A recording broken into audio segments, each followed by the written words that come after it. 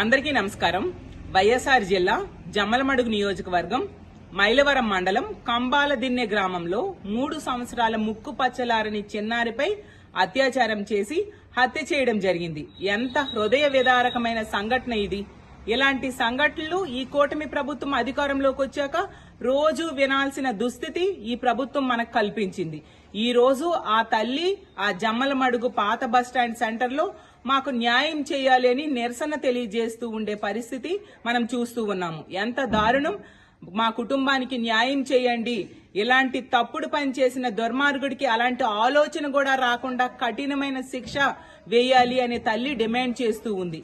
ఇంత దారుణమైన సంఘటన జరిగినా కూడా కనీసం ఈ మంత్రులకి, ముఖ్యంగా హోంమంత్రి గారు, ఒక మహిళా హోంమంత్రి అయినా కూడా ఆమెకి స్పందించాలి, ఈ సంఘటన మీద ఆ కుటుంబం దగ్గరికి వెళ్లి ధైర్యం చెప్పాలి, భరోసా ఇవ్వాలి అనే ఆలోచన కూడా ఈ మంత్రులు ఎవరికి రాని పరిస్థితి మనం చూస్తూ ఉన్నాము.